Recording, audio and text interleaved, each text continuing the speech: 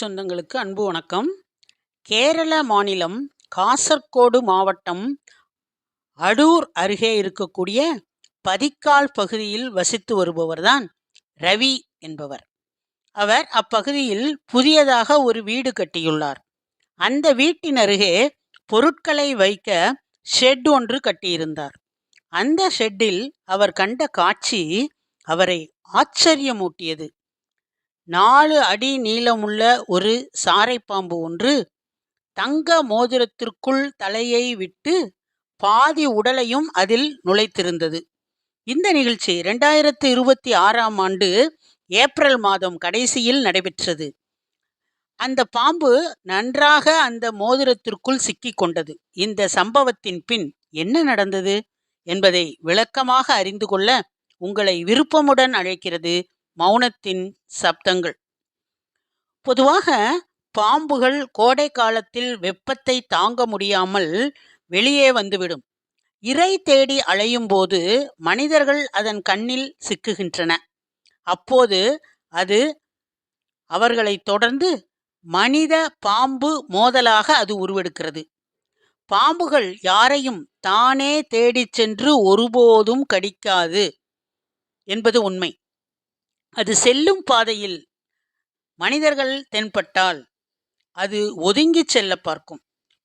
ஆனால் மாறாக அச்சுறுத்தும் வகையில் சம்பவங்கள் நடந்தாலோ அல்லது பாம்பு பயப்படக்கூடிய வகையிலான நிகழ்வுகள் நடந்தாலோ பயத்தில் தன்னுடைய உடலிலுள்ள விஷத்தை ஆயுதமாக பயன்படுத்தி அது மனிதர்களை தாக்கும்.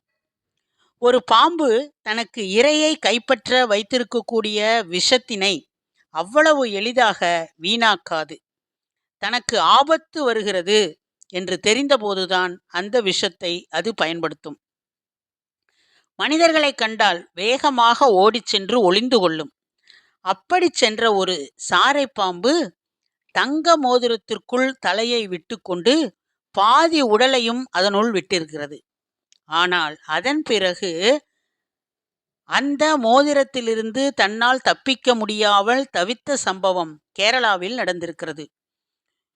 கொடிய வெப்பத்தின் காரணமாக குளிர்ச்சியான பகுதிகளை தேடியும் சில உயிரினங்கள் மக்கள் வசிக்கும் பகுதிகளுக்கு வந்துவிடுகின்றன.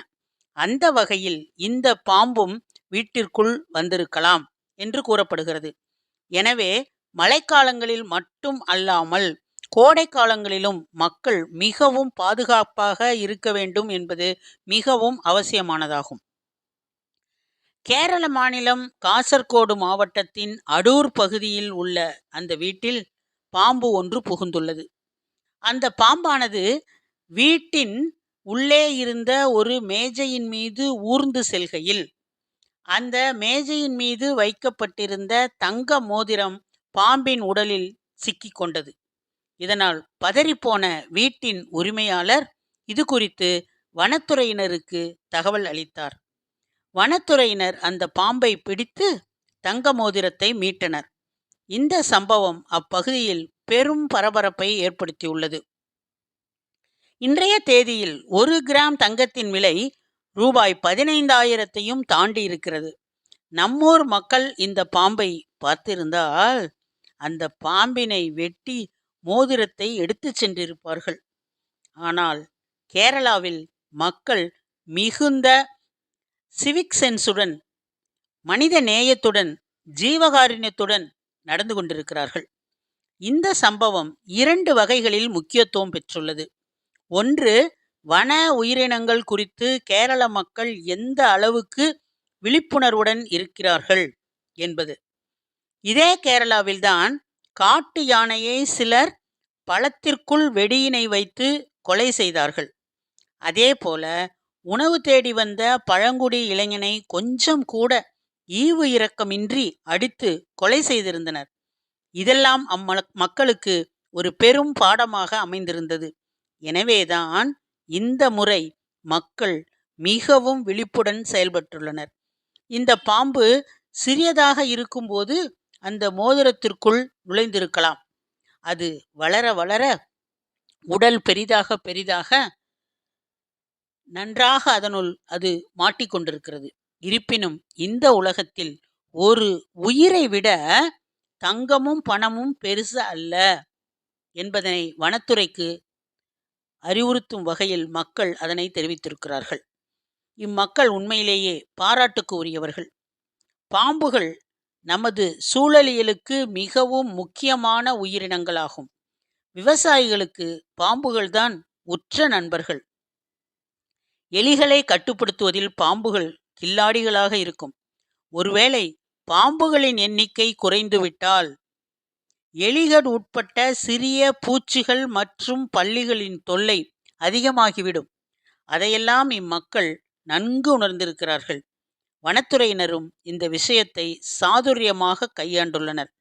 இந்த பாம்பு ஏற்கனவே காயம் அடைந்திருப்பதை கவனித்த வனத்துறையினர் தேங்காய் எண்ணெய் போட்டு மோதிரத்தை உருவி எடுப்பது போன்ற செயல்களில் ஈடுபடாமல் லாவகமாக பாம்பை பிடித்து மோதிரத்தை வெட்டி எடுத்திருக்கிறார்கள்.